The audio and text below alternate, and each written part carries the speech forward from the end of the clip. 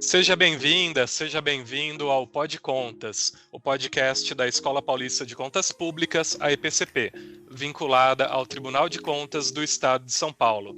Eu sou o Patrick Rafael Comparoni, servidor da escola, e acompanhado do coordenador do Observatório do Futuro, Leandro Dalólio, tenho o prazer de receber Thalita Verônica Gonçalves e Silva, defensora pública do Estado de São Paulo, para falar conosco sobre justiça climática. A nossa convidada é especialista em direitos humanos e acesso à justiça pela Faculdade de Direito da Fundação Getúlio Vargas, membro do Comitê Permanente de Direitos Humanos da BPW Internacional junto à ONU, coordenadora temática de Direito Ambiental e Justiça Climática na Escola da Defensoria Pública do Estado e coordenadora da Comissão de Justiça Ambiental e Climática da Associação Nacional das Defensoras e Defensores Públicos. Thalita, seja bem-vinda e muito obrigado por gravar este podcast. Obrigada pela oportunidade de estar aqui hoje. Agradeço em nome do Dr. Leandro Dalólio pela calorosa acolhida e pelas parcerias e futuras parcerias que desejamos que sejam fomentadas cada dia mais. Muito obrigado, Thalita, por ter aceitado o convite. Muito obrigado aí, Patrick, por mais uma vez estarmos juntos aqui. E bom, para a gente começar aqui a nossa conversa, primeira pergunta que gostaria de fazer para ti, Thalita, é qual a relação entre clima e justiça? Muito obrigada pela pergunta, doutor Leandro. Então, essa questão é uma questão muito complexa, né? A justiça climática, né? A gente fala em justiça climática, porque ela transcende o campo meramente ambiental, posicionando o clima como uma questão de direitos humanos. Então, a justiça climática, ela vem para se reconhecer que a crise climática, ela afeta desproporcionalmente certos indivíduos e comunidades que já são vulnerabilizadas por outros fatores, né? Fatores sociais, fatores étnicos, econômicos e de gênero. Esse conceito de justiça climática, ele busca trazer essa conotação para buscar formas de diminuir essas desigualdades, protegendo os direitos fundamentais de populações mais expostas aos impactos climáticos. Então, é por isso que muito se fala que a justiça climática, ela muitas vezes ela caminha lado a lado com conceitos de racismo ambiental, por exemplo, quando se diz que comunidades negras, indígenas e outros grupos vulnerabilizados, eles enfrentam impactos ambientais mais intensos. Isso a gente verificou, por exemplo, agora, inclusive, com a questão da renovação do Pacto de Mariana, do desastre de Mariana, a gente vê que no desastre de Mariana, em Minas Gerais, cerca de 80% das vítimas eram negras e pardas, superando a média da população em Minas Gerais. Então, são dados que evidenciam como certas populações elas são desproporcionalmente afetadas por políticas e práticas ambientais injustas. Então, assim, se você me permitir, além de falar dessa questão de racismo ambiental, a gente aqui na Defensoria, a gente insiste muito na questão de diferenciar vulneráveis de vulnerabilizados, porque o conceito de pessoas vulneráveis, ele é ampliado pela justiça climática para um conceito de pessoas vulnerabilizadas, porque se reconhece que a vulnerabilidade ela não é intrínseca a essas populações, mas é sim um resultado de um sistema que já as coloca em desvantagem. Então, quando a gente pega contextos como insegurança alimentar, como contextos de insegurança hídrica e que afeta de forma desproporcional certos grupos, comunidades negras, comunidades indígenas, que vêm a ser desproporcionalmente impactadas, né? Bem interessante essa definição que você trouxe, e eu gostaria que você, a partir dessa definição, fizesse aí uma conexão, como que a justiça climática, ela se conecta com os Objetivos de Desenvolvimento Sustentável da Agenda 2030? Isso é muito interessante. A justiça climática, ela está alinhada diretamente com vários ODS. Em especial, por exemplo, a gente poderia citar aqui a ODS 1, de erradicação de pobreza, a ODS 6, né, que fala de água e saneamento, a ODS 10, de redução de desigualdades, e a própria ODS 13, que fala da ação contra a mudança global do clima. À medida que o prazo para cumprimento dessas metas ele vai chegando ao fim, a justiça climática ela se apresenta como um conceito fundamental para garantir que a transição energética, o desenvolvimento sustentável e a adaptação aos riscos climáticos, eles sejam verdadeiramente inclusivos e que respeitem os direitos das comunidades vulnerabilizadas pelo clima. Então, por exemplo, quando a gente usa a ODS 1, e que se fala que é o objetivo principal de erradicar a pobreza, esse é um chamado para a gente enfrentar a desigualdade climática. Nós verificamos comunidades pesqueiras, indígenas e agrícolas que sofrem diretamente com os impactos dessa emergência climática, com a degradação dos ecossistemas costeiros, a contaminação dos corpos d'água, a redução das oportunidades econômicas. Então, quando se fala em transição para energias mais limpas, isso tem que ocorrer, é essencial, né, para a questão de sobrevivência da humanidade. Mas isso não pode ocorrer às custas dessas populações, especialmente considerando que essas atividades econômicas, por exemplo, de pesca, são a principal fonte de renda e subsistência para muitas famílias.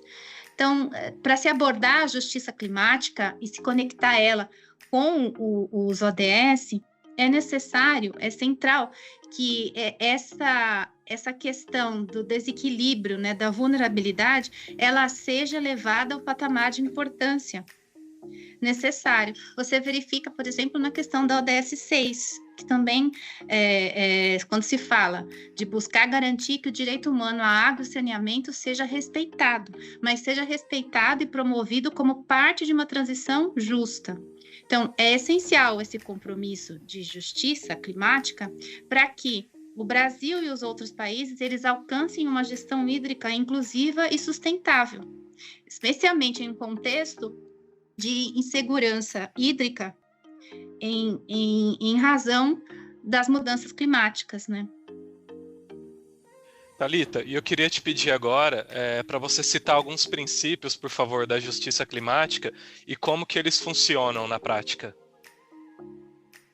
Quando nós fizemos no ano passado, em novembro, o congresso, que foi o primeiro congresso da Defensoria Pública do Estado de São Paulo, o primeiro congresso de justiça climática. Nesse congresso, nós fizemos nós citamos uma série de compromissos que não são exaustivos, mas que é um start, né? Seria um start do que as instituições de justiça, como a Defensoria Pública, podem iniciar uma discussão. Porque essa discussão é uma discussão multifacetada, né, multinível, que ela não se esgota somente, não se esgota no que está posto. Né?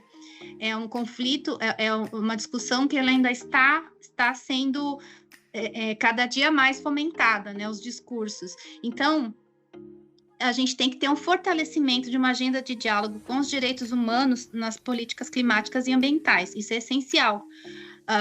E pensar em desafios e recomendações para uma transição energética justa. Então, a gente verifica exemplos. Você gostaria de exemplos da justiça, da Defensoria Pública? Isso mesmo. Tá bom. Então, exemplos da Defensoria Pública, a gente vê aqui a Defensoria Pública do Rio de Janeiro entrou com uma ação civil pública pelo mínimo vital da água, que seria, essa ação ela foi feita para garantir a isenção de contas de água para famílias de baixa renda, que recebem o CAD único e o benefício de prestação continuada. Na Defensoria Pública do Maranhão, foi feito um programa que, inclusive, ganhou o Prêmio Novare em 2016, que identificava bairros sem saneamento básico no município de São Luís e que buscava soluções junto à companhia de abastecimento. Princípios de justiça climática, a gente pode citar a transição energética justa e a adaptação climática antirracista. Então, para que uma transição ela seja justa e inclusiva, é fundamental que as comunidades locais elas sejam envolvidas nos processos de decisão. É fundamental que os conhecimentos tradicionais e a economia local sejam valorizados. A justiça climática, ela própria é um princípio orientador para políticas energéticas, né? Que tem que levar em consideração o direito das comunidades locais e a preservação dos ecossistemas. Quando a gente fala em adaptação climática antirracista, que a gente tem que pensar nesses desafios, na resposta aos desafios das mudanças climáticas, de uma maneira inclusiva e equitativa. Então, princípios como equidade, inclusão, transparência e responsabilidade são princípios que buscam assegurar que esses impactos das mudanças climáticas e das políticas ambientais, eles sejam distribuídos de uma forma justa e que as vozes das comunidades mais afetadas sejam ativamente incluídas nas tomadas de decisão. Perfeito. E agora, para a gente trazer também esses princípios para a prática da Defensoria, eu queria perguntar para você qual que é a atuação da Defensoria Pública visando ao alcance da justiça climática? A Defensoria Pública, ela vem prevista no artigo 134 da Constituição Federal. Ela é considerada uma instituição permanente, essencial à função jurisdicional do Estado, incumbindo-lhe como expressão e instrumento do regime democrático, fundamentalmente a orientação jurídica, a promoção dos direitos humanos e a defesa em todos os graus dos direitos individuais e coletivos de forma integral e gratuita aos necessitados. Então, a gente verifica que a Defensoria ela tem o dever institucional de proteger os direitos e interesses das pessoas e comunidades vulnerabilizadas, assegurando que essa adaptação climática ela seja inclusiva e que ela não perpetue ciclos de exclusão social.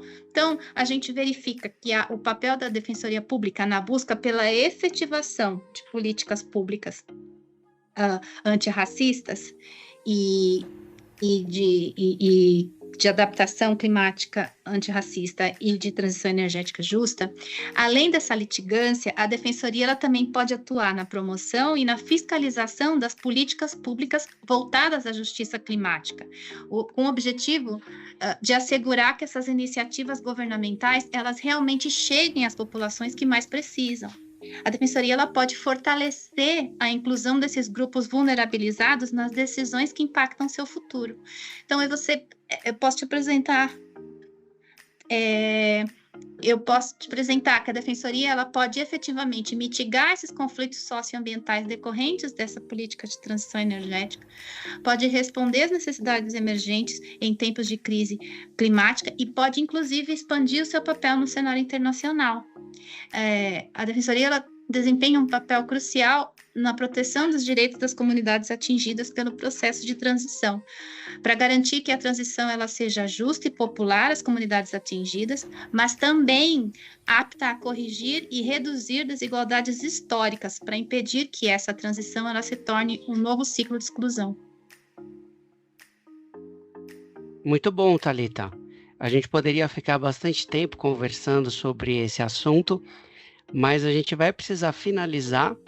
E nesses recados finais, eu gostaria que você falasse para a nossa audiência, servidores públicos, agentes políticos, setor empresarial e cidadãos, como que eles podem contribuir para o alcance da justiça climática que a gente está conversando. Em resposta à emergência climática, o fortalecimento das instituições, ela emerge como um imperativo. Então, quando a gente fala em justiça climática, a gente também tem que pensar em formas das instituições também passarem a agir de forma a fomentar essas políticas. Então, por exemplo, a questão do Observatório do Futuro é um exemplo a ser seguido. Por quê?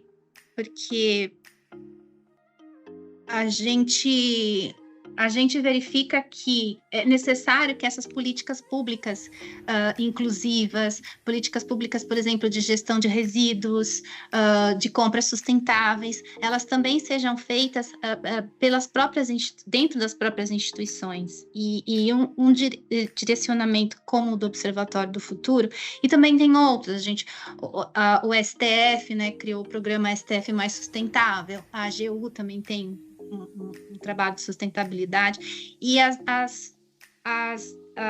instituições públicas também têm que ter esse olhar, porque não adianta nada a gente fazer as coisas, a gente exigir as coisas, se a gente não fizer a nossa própria lição de casa.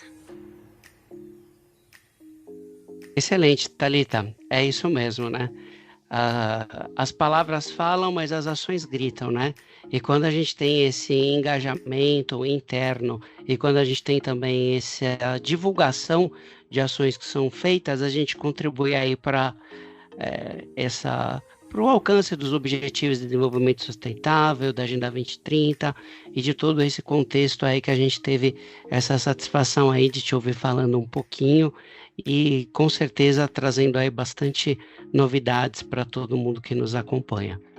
Quero mais uma vez agradecer você por ter aceitado o convite, ao Patrick, também por mais uma condução aí desse episódio de Pod Contas, e a você que nos acompanha, convido a continuar esse nosso diálogo por meio das redes sociais do Tribunal de Contas, da Escola Paulista de Contas Públicas, e continuamos aí nos falando.